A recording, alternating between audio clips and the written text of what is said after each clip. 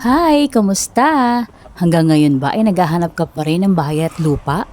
Dito sa Imus Cavite ay may offer ako sa'yo. For as low as 23,000 per month amortization, ay makakaroon ka na ng 3-story na house and lot.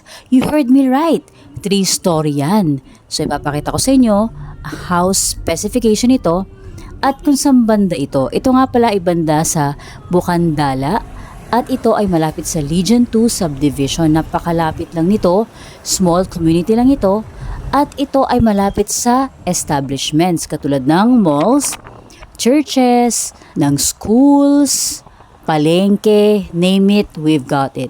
Alam niyo ba sa Imus Cavite ay para na rin Manila kasi ang Imus ay city na. Hi, fellow super moms and super parents! Alam niyo ba, meron ako ipapakita sa inyo. Kung balak nyong humanap ng bahay at lupa dito sa Imus Cavite at malapit lang ito sa Manila, malapit lang ito sa Mall of Asia, sa PTEX, ay nakuday, RFO na to. Pakita ko sa inyo. Ito na yung sinasabi kong RFO. Tayo na yung bahay na yan, develop na. So, ang total contract price nito ay nasa 4,228,000. So, as time goes by, tumataas yan. Ngayon, nasa tayo? August 2025. So, habang tumataas yung presyo niya, lalo na kapag ito ay fully developed na at na-occupy na ng mga homeowners itong mga bahay. Ito ay nasa Bukandala 1 lang, hindi ito binaha. Nung nakaraang bagyo, hindi yan binaha. Ito ay 3-story na house and lot at may garahe to. Wag ka. Ito ay merong provisions for 3 to 4 bedrooms. Ano ibig sabihin ng provision? Ang provision is to provide or making something available like sa utilities or infrastructure. In other words, yung abang para sa room mo.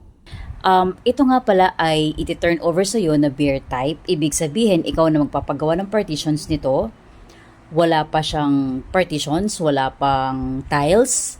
Pero ang maganda doon, makakapili ka ng tiles na fit para sa panlasa mo. At isa pa, makakapili ka ng pintura para sa bahay mo, maging aesthetic na ito. At pag sinabi natin provisions for 3 to 4 bedrooms, pwede kang maglagay ng 3 hanggang 4 na bedrooms. Actually, ang laki nitong square meter na to.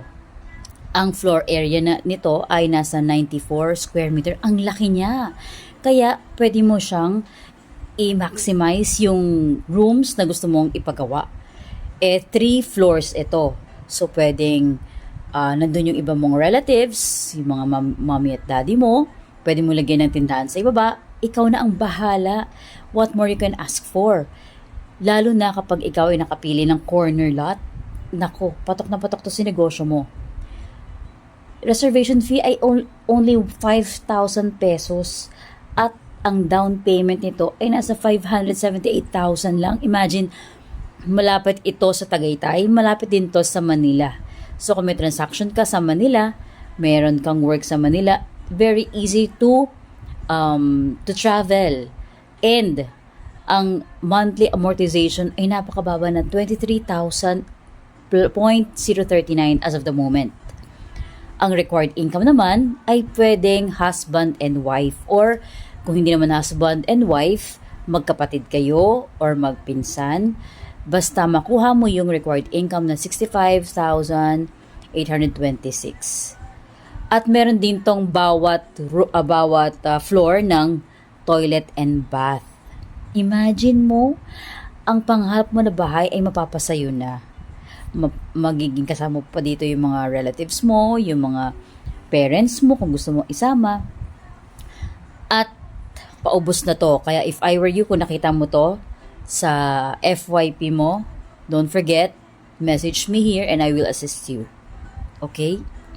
Konti na lang yan. Tsaka dali mo na rin requirements mo, including the reservation fee para kapag ka nagustuhan mo yung area, agad-agad makapag-reserve na tayo. Hindi ka na pabalik-balik pa. So, ito na yung basic requirements. Nandyan na sa screen. You have 2 government IDs.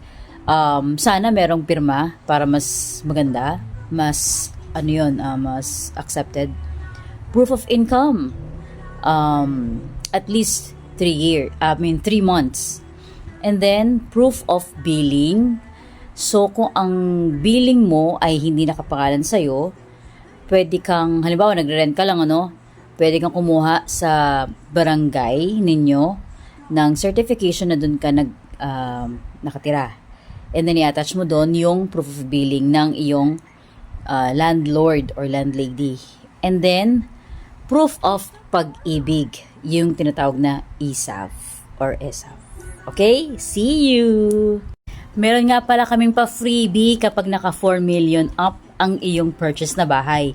So, we will give you na air conditioning unit na inverter. San ka pa? So, message me!